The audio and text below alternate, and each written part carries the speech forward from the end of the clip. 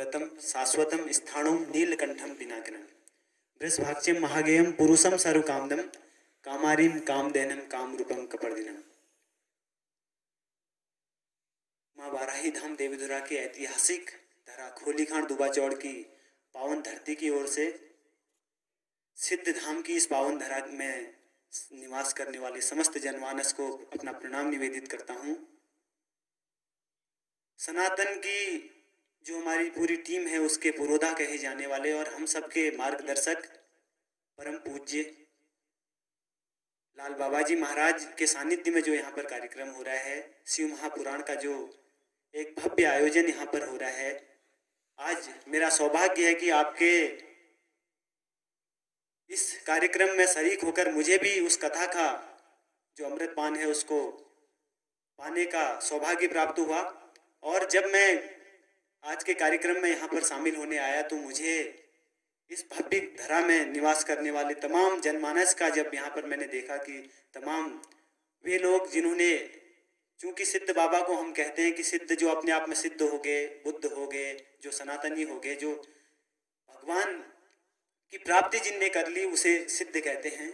उस धरती में मैं यहाँ आया तो मुझे जानकारी मिली कि हमारे देश के जाने माने एडिटर, लल्लन टॉप में काम करने वाले हमारे नीरज भट्ट जी की जो जन्मभूमि है, जन्मस्थली है, वो यह धरती है।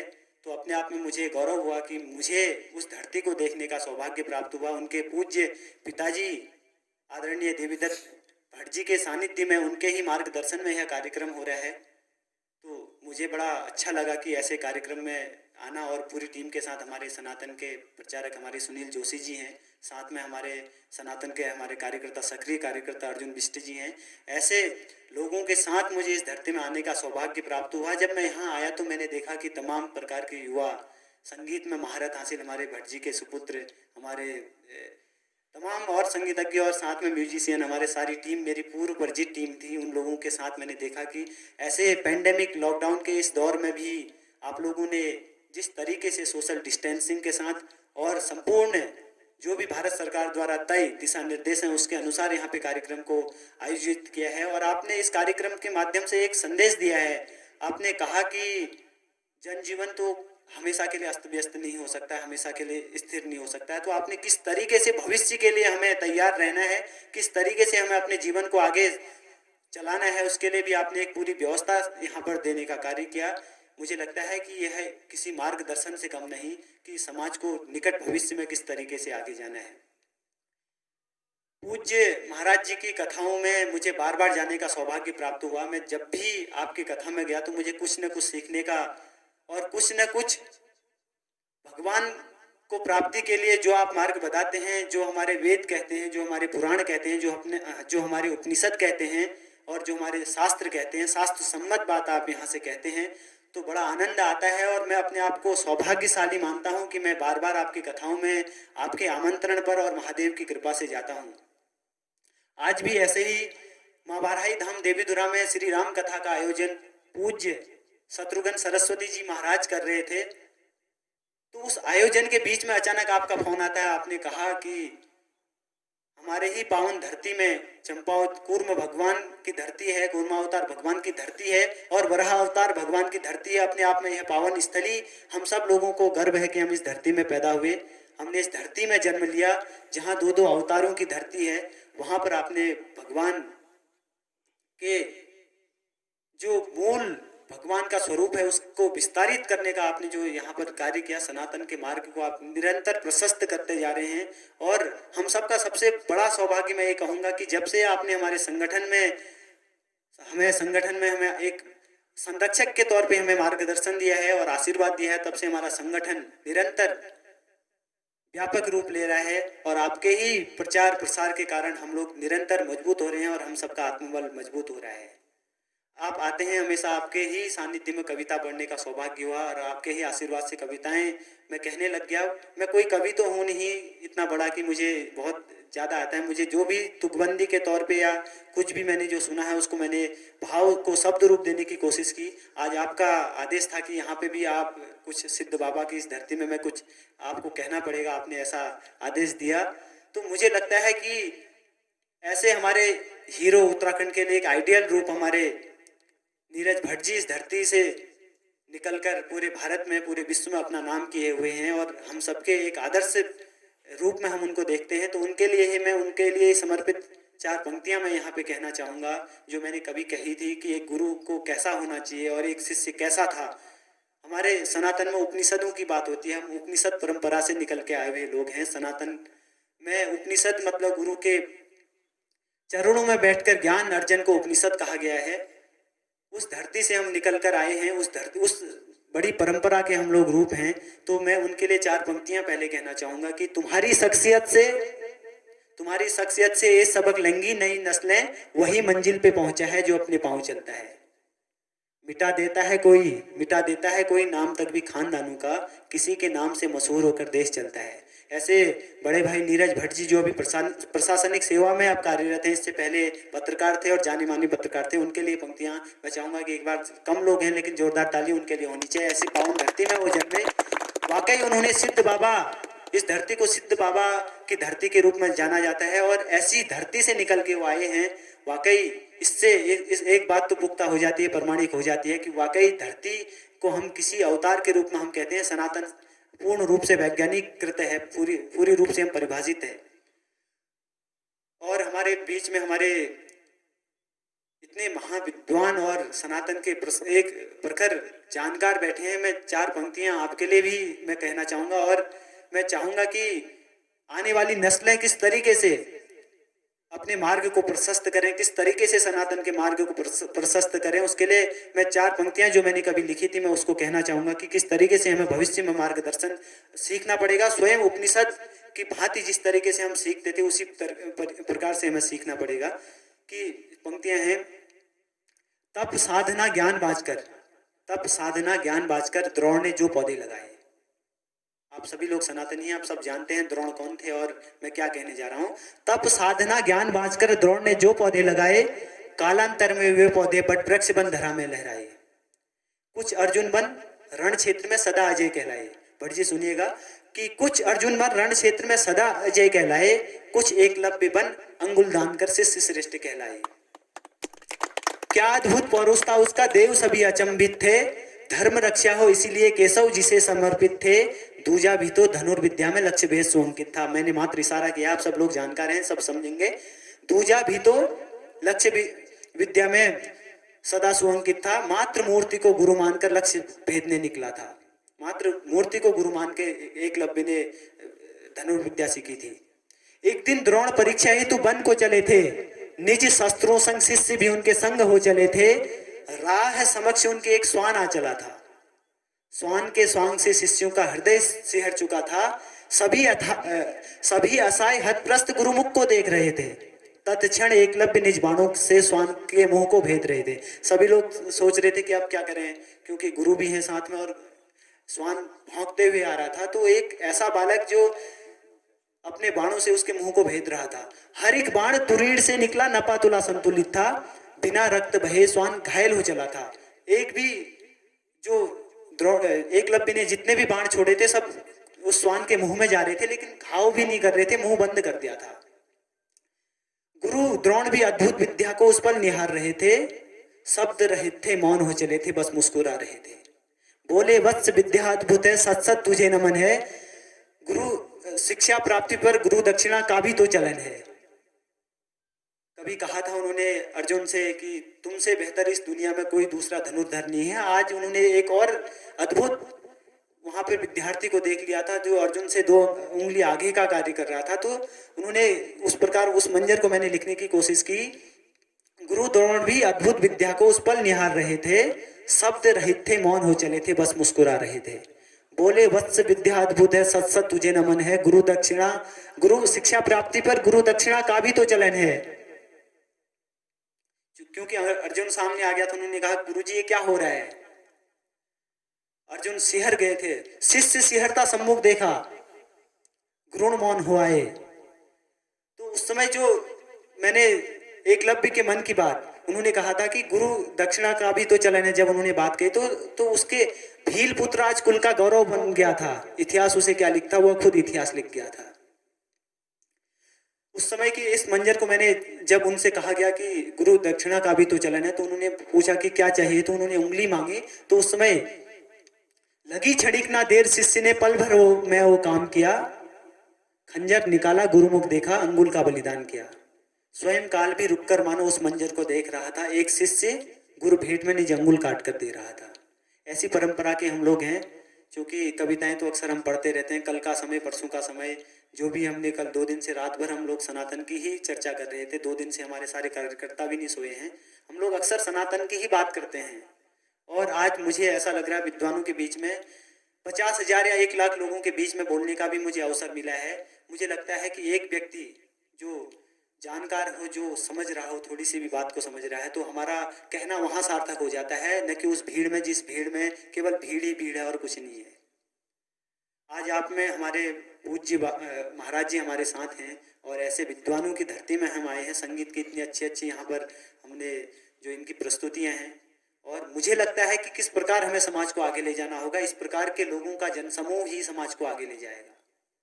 1893 में जब संपूर्ण भारत का नेतृत्व करने वाले विवेकानंद ने भारत की बात धर्म सम्मेलन में रखी थी, तो उन्होंने, जब उनको बहुत कम समय दिया गया, उनको ऐसा समय दिया गया जिस समय में बड़े बड़े विद्वान लोग उस समय को निरर्थक मानते हैं। कोई चाय पी रहा होता है, कोई उस समय वहां पे मंच में नहीं होता है। उस समय में भारत के प्रतिनिधि को बोलने का जब मौका दिया, तो उन्होंने भारत की बात को किस तरीके से, एक मेरे मित्र हैं सुमित ओरछा, उन्होंने कहा था कि विवेकानंद ने किस तरीके से भारत की बात वहां पर रखी। उन्होंने कहा था कि भारत है उच्च हिमालय में, भारत गंगा के पानी में।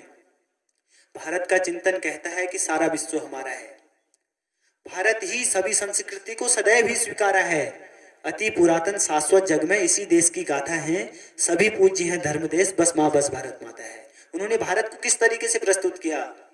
विवेकानंद की इच्छा है कि 100 विवेकानंद अगर इस देश में हो जाए तो हम पूरे भारत को, संपूर्ण जगत का गुरु घोषित कर दें। लेकिन अफसोस की बात है कि आज विवेकानंद के जाने के 100-150 वर्षों के बाद भी दूसरा विवेकानंद इस देश में नहीं हो पाया। ये हम सब की असफलता है। और मुझे लगता है कि युवाओं को किस तरीके से आगे जाना है, कौन सी बात कहाँ पर करनी है, किस तरीके से नियति को आगे करना है, तो हमें अपने बल बुद्धि विद्या विवेक को और संकल्प को स्थापित करना पड़ेगा। आज हमें समाज को आगे ले जाने के लिए इस प्रकार की एक विचारधारा को आगे लाने की आवश्यकता है। आज हम जहाँ कहीं भी जब ऐसे मंचों में जाते हैं तो एक छोटा सा टैग लग जाता है कि हम लोग पब्लिसिटी, टीआरपी के लिए चले जाते हैं, हम लोग सोशल मीडिया में फोटो डालने के लिए चले जाते हैं, हम लोग अपनी बात को वहाँ पर रखने के लिए चले जाते हैं, एक मंच का रूप इसको हम देने लगते हैं। ऐसा सर्वत्र देखने को मिलता है। मैं भी इससे अछूता नहीं हूँ। मैं भी, बहुत लोग इस विचार में रहते हैं कि सनातन जागरण सेना के लोग भी सनातन की बात मात्र शब्दों में करते हैं, लेकिन मैं जब भी अपने कार्यकर्ताओं से, अपने संगठन के लोगों से बात करता हूं, तो मेरा एक विचार रहता है कि आप लोग समाज को सुधारने की बिल्कुल भी गलती न करें। आप अपने आप को सुधारिए, समाज स्वयं अपने आप सुधर जाएगा। क्योंकि हमारे देश की एक व्यवस्था रही है, हम लोग देख के सुधरने वाले लोग हैं। यदि आप कहेंगे तो कोई उसको पालन नहीं करेगा, यदि आप उसको करेंगे तो हर कोई उसको पालन करेगा। आज हम अक्सर मैं चोटी रखता हूं क्योंकि मुझे लगता है कि मैं एक सनातनी मनुष्य हूँ और सनातन को अपना धर्म मानता हूँ, और पूरी दुनिया में मात्र एक सनातन धर्म है, मेरा मानना है। मैं ये दावा नहीं कर रहा हूँ कि सनातन की संपूर्ण जानकारी मुझे है, मैं ये नहीं कह रहा हूँ कि सारे वेदों का ज्ञान मुझे है, मैं ये भी नहीं कह रहा हूँ कि सारे शास्त्र मैंने सीख लिए हैं, सारे पुराणों का पठन पाठन कर लिया है। लेकिन मैं इतना कहता हूँ कि महाराज जी कहते हैं, हमारे धर्म ग्रंथों का तो उल्लेख यह है कि न एति, इसका अंत ही नहीं है, नेति कहते हैं इसको, इसका नेति नेति कह के विद्वानों ने कह दिया कि भगवान की जो पूरी लीला है उसका कोई अंत ही नहीं है। लेकिन आज राम की बात होती है हमारे देश में, बहुत अच्छा, ये गर्व की बात है कि हमारे देश में राम मंदिर का निर्माण हो रहा है। उसके लिए हमारे तमाम लोगों ने, जिन्होंने, जो इस देश के सनातनी थे, उन्होंने राम के लिए जो संघर्ष किया, बहुत बलिदान के बाद आज हमने अपने भगवान हमारे आस्था के पुरोधा हैं। भारत की आत्मा के प्राण तत्व श्री राम, राम जी नहीं होते तो देश नहीं होता जी, हमारे मित्र कहते हैं कमल आग्नेय जी। वास्तविक रूप में हमारे देश की संस्कृति की, व्यवस्था की और जीवन शैली के आदर्श पुरुष भगवान राम हैं। अगर भगवान राम नहीं होते हैं तो इस देश की कल्पना भी नहीं हो सकती है। आज ऐसे भव्य माहौल में जब एक मार्गदर्शन के तौर पे एक अच्छी व्यवस्था हमारे देश में चल रही है, उसके पश्चात भी यदि सनातन धर्म संपूर्ण जगत में अपने आप को स्थापित नहीं कर पा रहा है, तो कहीं ना कहीं हमें सुधार करने की आवश्यकता है। कहीं ना कहीं हमें अपने चिंतन मनन की आवश्यकता है, कहीं ना कहीं हमें अपने आप को जानने की आवश्यकता है। तमाम लोग मेरे चोटी रखने पे कहते हैं कि ये क्यों रखी है। मुझे लगता है कि जिसको धर्म का ज्ञान नहीं है उसको अपने पिता का ज्ञान नहीं है, उसको पता ही नहीं है कि मेरे पिता कौन है। इस तरीके से धर्म की बात को एक शब्द में अगर कहीं कहीं पे खत्म की जा सकती है तो मेरा यही तथ्य रहेगा। यदि आप धर्म को नहीं जानते, सनातन को नहीं जानते हैं, तो इसका मतलब यह है कि आप अपने पिताजी को भी नहीं जानते हैं। आज आवश्यकता है हमें समाज में भौतिकवाद के ऊपर बात होती है तो मैं तमाम समय ले लूंगा, क्योंकि समय काफी, आप लोग विद्वान भी हैं और गागर में सागर भर के मैं कहने की कोशिश कर रहा हूँ कि कम शब्दों में अपने आप को और जो अपनी जो भावनाएं हैं उसको मैं यहाँ पे व्यक्त कर रहा हूँ। यदि धर्म नहीं रहेगा तो मनुष्यता खत्म हो जाएगी। इस बात को हमें जानने की आवश्यकता है। और सनातन क्या है? सनातन कोई धर्म नहीं, सनातन जीवन का सार है। इसको बड़े बड़े हमारे देश में अब तो आज तो कानून का राज है, सुप्रीम कोर्ट भी कहती है, बड़े बड़े विद्वान भी कहते हैं सनातन जीवन का सार है। ये तो धर्म से भी उठकर मनुष्यता का रूप है। आज हमें गर्व होना चाहिए कि हम इस सनातन की इतनी बड़ी व्यवस्था वाले देश में पैदा हुए हैं जहां पर हर एक चीज के पीछे तर्क है। अपने भौतिक सुखों को प्राप्त करने के लिए विकासवाद की थ्योरी दी जाती है, लेकिन आत्मिक सुख के लिए अध्यात्म है। यदि आपको सुख चाहिए, परम सुख चाहिए, तो आपको अध्यात्म की ओर लौटना पड़ेगा। आज बात होती है, हम लोग भौतिकवाद के ऊपर चर्चा करते हैं तो भौतिकवाद के लिए हम क्या कहते हैं? हम भौतिकवाद के हम कहते हैं कि हमें धन मिल जाएगा तो हम सुखी हो जाएंगे, हमें व्यवस्थाएं मिल जाएंगी तो हम खुश हो जाएंगे, हमें अच्छा घर मिल जाएगा, अच्छी गाड़ी हो जाएगी तो हम लोग खुश हो जाएंगे। लेकिन मुझे ये लगता है कि साधन और साध्य में अंतर है। साधन केवल आपके जीवन को आगे करता है, एक क्रम को चलाता है, और साध्य, जो साध्य चीजें हैं वो आपको परमेश्वर तक पहुंचाती हैं। और ऐसे धार्मिक आयोजन, आज महाराज जी ने 108 कथाओं का संकल्प, जो इनका संकल्प था उसको पूरा करने के बाद आज आप कह रहे थे कि पारायण हो रहा है यहाँ पर, आज इस धरती में आप पारायण कर रहे हैं, अर्ध पारायण आपने कहा कि महापारायण। मैं कहता हूँ कि अभी आपके जीवन में ऐसे हजार और कथाएं आपने करनी है, क्योंकि सनातन को हमें स्थापित करना है। जीवन का अंतिम उद्देश्य क्या है, इस चीज के ऊपर हमें आज जानने की आवश्यकता है। हमें तमाम विषयों पर चर्चा करने की आवश्यकता है। और भगवान भाव में छिपे हैं, शब्दों में नहीं छिपे। मैं शब्दों में कुछ भी कह दूं, और जब तक मेरा भाव शुद्ध नहीं है तब तक भगवान की प्राप्ति नहीं हो सकती। इस चीज को हमें मानना पड़ेगा। हमें केवल टीका लगाने से हम सनातनी हो जाएंगे ऐसा नहीं है, या मैं पुराणों के कुछ श्लोक उठा के कह दूं उससे हमें, मुझे लगता है सनातनी होने का दावा हम नहीं कर सकते हैं। जब तक हम उस चीज को खुद उसको अनुसरण नहीं करते हैं तब तक मुझे लगता है कि वो कोई एक व्यवस्था नहीं है। आज आवश्यकता है समाज को, आज जिस तरीके से पूरे पश्चिमी देश जिन्होंने ऐसी टेक्नोलॉजी बना दी है, फेसबुक व्हाट्सएप बना दिया, उन्होंने अंतरिक्ष में चले गए, उन्होंने सारी चीजें बना दी हैं, लेकिन फिर भी उनको अंत में एक चीज है, वो खुश नहीं है, उनको सुख नहीं है, वो फिर भी तलाश रहे हैं। वो लास्ट में वो आते हैं, भारत में आ रहे हैं, वो ओम कह रहे हैं, वो उनको आत्मिक सुख प्राप्त हो रहा है ओम कहने से। क्या हम गलती करें उसके बाद ही सीखें? दूसरे की गलती से सीखना बुद्धिमत्ता कहा गया है। हमारे यहाँ तो ऐसी व्यवस्थाएं हैं। अगर राजनीति की बात होती है तो राजनीति शास्त्र के जनक हमारे देश में है, चाणक्य की धरती है यह। और अगर आप अध्यात्म की बात करते हैं तो हमारे ऐसे आदि गुरु शंकराचार्य इस धरती में उन्होंने पुनः सनातन को स्थापित किया। तो आप सब लोगों की जिम्मेदारी ज्यादा है। मैं आप लोगों के बीच में, मैं हजार लोगों से नहीं कहता हूँ, मैं बहुत कम, जोशी जी जानते हैं, तो मैं अक्सर काम की ही बात कहता हूँ। मैं इस प्रकार की कोई उपदेश देने का मेरा कोई अर्थ नहीं है, कोई मैं इस चीज की ओर मेरा रुचि भी नहीं है। लेकिन जहां पर जिम्मेदार लोग बैठे हैं उनसे हम अक्सर कहना पड़ता है। जहां पर जिससे उम्मीद होती है, जिस वृक्ष में फल मीठे होते हैं उसी को पत्थर ज्यादा पड़ते हैं। आप लोग जानकार लोग हैं, इसलिए मैं आप लोगों को सारी बातें कह रहा हूँ। आपके बीच में कहने का मेरा मन है, क्योंकि आप लोगों की एक बहुत बड़ी जिम्मेदारी बनती है। आप सभी लोग सनातन के पुरोधा हैं। आप अकेले में 1-1 लाख से भी ऊपर हैं। आप अकेले में आपने 1-1 लाख लोगों को जगाना होगा, तब जाके कहीं ना कहीं हमारी संस्कृति और मानवता बच पाएगी। सनातन हिंदुत्व का कोई दूसरा ऐसा कोई एजेंडा नहीं है। सनातन मानवता का रूप है। हमें सबसे पहले मानवता को बचाना है। आज भगवान राम की बात होती है, भगवान राम के ऊपर हम तमाम प्रकार के हमारे विद्वान हैं, और तब भी थे जब तुलसीदास हमारे मानस लिख रहे थे, उस समय भी परम विद्वान इस समाज में थे। आज भी एक से एक विद्वान हैं, जो शास्त्र के प्रखंड विद्वान हैं, जो वेदों की बात करते हैं, लेकिन केवल शब्द रूप में। जब तक हम इसको भाव रूप में नहीं ले जाएंगे तब तक कहीं सनातन को स्थापित नहीं कर सकते हैं। आज मेरी ही नहीं, हम सबकी जिम्मेदारी है। भौतिकवाद अपनी जगह है, लेकिन हमें सनातन को आगे करना होगा, क्योंकि सनातन जीवन का सार है। यदि मैं आपसे कहूँगा कि आपको 10 करोड़ रुपए दे दिए जाएं, अपने दोनों नेत्र दे दो, तो आप अपने नेत्रों को नहीं देंगे। उसी प्रकार सबसे पहले अंतिम सुख तो कहीं पैसा है ही नहीं, धन दौलत पैसा अंतिम सुख है ही नहीं। वाकई वो साधन है लेकिन साध्य नहीं है। साध्य तो हम स्वयं में साध्य हैं। अपने आप में जो हमारा शरीर मिला हुआ है ये साध्य रूप है। इसी को हमने व्यवस्थित रूप से इसका सदुपयोग करना है और इस प्रकार अपने मन को, अपने संकल्प को और अपने बुद्धि को, अपने विवेक को सही दिशा की ओर ले जाना है। तब जाके मुझे लगता है कि कहीं न कहीं हम एक अच्छे और एक आदर्श विवेकानंद की जो बात थी, जो उनके मन की इच्छा थी, जो कलाम के मन की इच्छा थी, उसको हम सही कर पाएंगे, उसको एक आदर्श रूप दे पाएंगे और अपने आप के जीवन को धन्य कर पाएंगे। और मैं तो यहाँ पर हमारे पूज्य तमाम लोग हैं, सभी लोग मेरे से ज़्यादा जानकार और सभी विद्वान लोग हैं, आप सभी को एक बार फिर माँ वाराही की पावन धरा, तृतीय अवतार भगवान वराह की अर्धांगिनी माँ वाराही की धरती खोली गांठ दुबा चौड़ की ओर से प्रणाम निवेदित करता हूँ। और मैं ऐसे आदर्श पुरुष हमारे बीच में हैं और भारतीय सेना में भी आप कार्यरत हैं, देवीदत्त भट्ट जी, चिंतामणि भट्ट जी, तमाम लोग, मैं बहुतों के नाम नहीं ले पाऊंगा।